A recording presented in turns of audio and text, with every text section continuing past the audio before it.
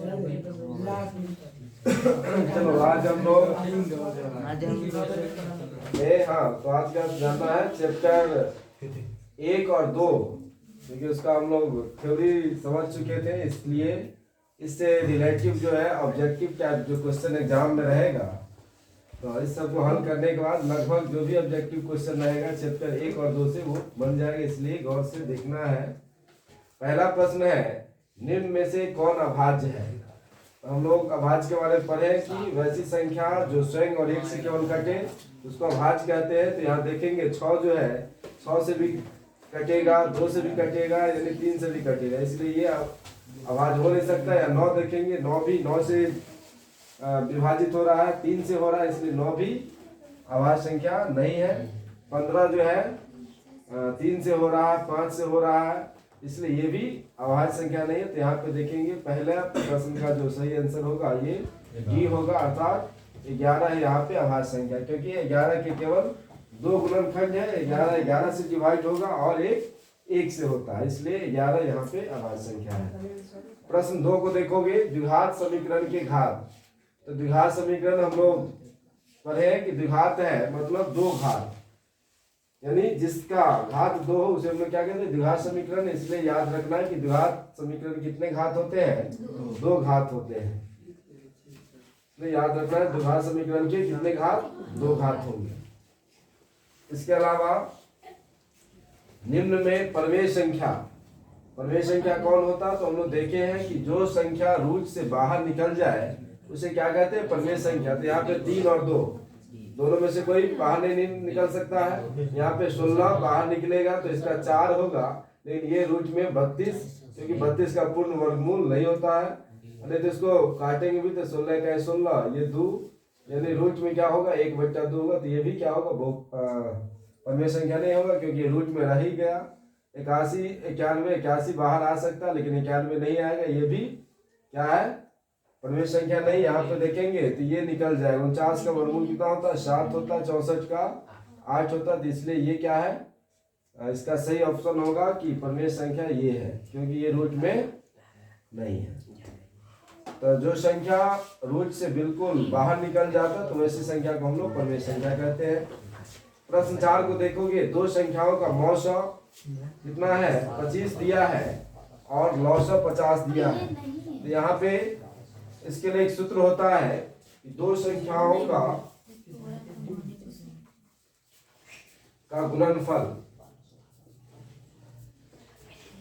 इसके बराबर होता है। दोनों संख्या का जो एचसीएफ आएगा उसका और एलसीएम आएगा उसके बराबर होता है। इसलिए इस सूत्र से हम लोग निकाल सकते हैं। यहाँ से ऐसा भी प्रश्न रहेगा कि 2 एचसीएफ एलसीएम दिया रहेगा और एक संख्या दिया रहेगा तो दूसरा संख्या निकालना रहेगा, तो दोनों के गुणनफल से हम लोग क्या करेंगे, पहली संख्या भाग देंगे तो निकल जाएगा।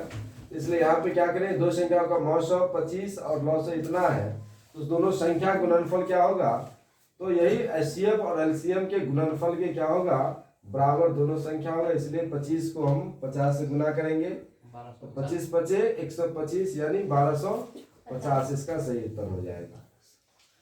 प्रश्न 5 में देखेंगे, निम्न में कौन बहुपद नहीं है। यहाँ देखेंगे ये बहुपद है। बहुपद में देखना होता है कि जो चर है यानी x या y है उस पर विशेष ध्यान देना होता है। तो y स्क्वायर है यहाँ पे, ये भी बहुपद है। 3√x है, यहाँ पे x जो है ये रूट में है। यदि x यहाँ रूट में नहीं होता तो ये बहुपद होता, इसलिए यहाँ पे ये बहुपद नहीं होगा। इसलिए ऑप्शन सी यहाँ पे सही रहेगा, ये भी बहुपद है। प्रश्न 6 को देखोगे, x² - 2x + 5 में मूलों का योग। तो मूलों का योग के लिए सूत्र लिखाया गया होगा। मूलों का योग के लिए सूत्र है -b/a।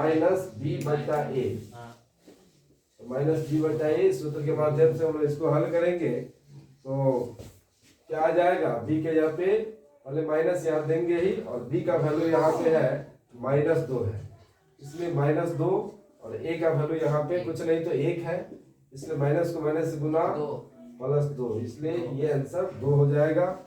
प्रश्न 6 का सही ऑप्शन यहाँ पे क्या है, सी है, यानी 2। इसी प्रकार से 6/15 का दशमलव प्रसार क्या होगा, तो दशमलव प्रसार के लिए ये 6/15 है। सबसे पहले इसको तो हम सरलतम रूप में लिखेंगे तो 3 से भाग देंगे, 3 दूना 6, 3 5 15, 2 बट्टा 5। यहाँ पे याद रखना है कि हर का गुणनखंड 2 और 5 केवल रहेगा, तो ये शांत हो जाता है, इसलिए यहाँ पे 5 आया है, इसलिए इसे हम क्या कहेंगे, शांत है। इसलिए प्रश्न 7 का सही ऑप्शन क्या होगा, शांत।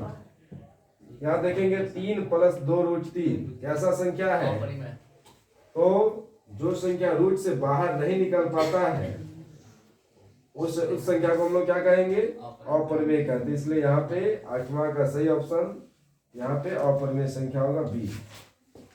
प्रश्न 9 को देखोगे, यहाँ पे x² + 5x - 6 का घात क्या होगा, तो देखेंगे कोई भी प्रश्न रहेगा इसमें जो सबसे ज्यादा पावर होता है उसी को हम लोग घात मानते हैं। जैसे x² + 5x - 6 में घात इसका क्या हो जाएगा, 2 होगा। यदि प्रश्न इस तरीके से हो x³ + x² + 5, तो इसका घात पूछा जाए तो इसका घात 3 हो जाएगा।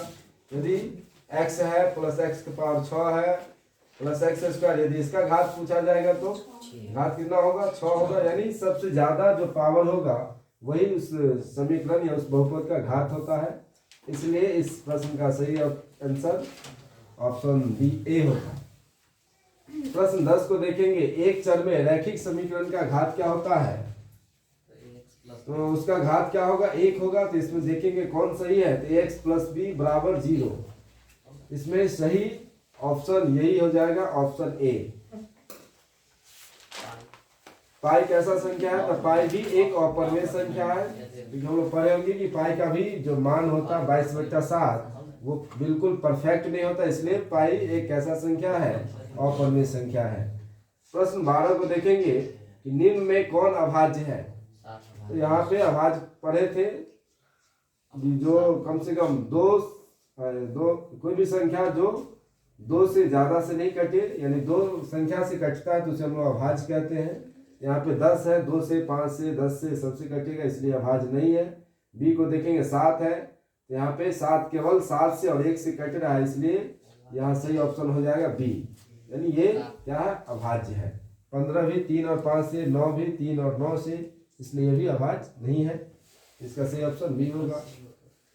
13 में देखिए द्विघात बहुपद x² - 5x + 6 का शून्य क्या होगा, तो उसको हम लोग क्या करेंगे, शून्य निकालते हैं, अर्थात x² है -5x है + 6 है बराबर हम लोग 0 दे देंगे।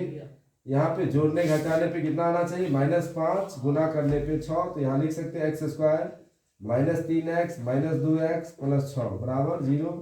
x कॉमन लेंगे तो x - 3 और फिर -2 कॉमन लेंगे तो फिर x - 3, यानी 1 हो गया x - 2 और एक x - 3 बराबर 0। यानी इधर -3 उधर जाएगा तो +3, इधर -2 उधर जाएगा तो प्लस में, इसलिए x का मान क्या होगा, एक 2 आएगा और एक 3, यानी इसका शून्य क्या होगा, 2, 3 होगा। तो प्रश्न 13 का जो सही ऑप्शन है ये ऑप्शन डी होगा, यानी दोनों प्लस में होगा, 3 और 2।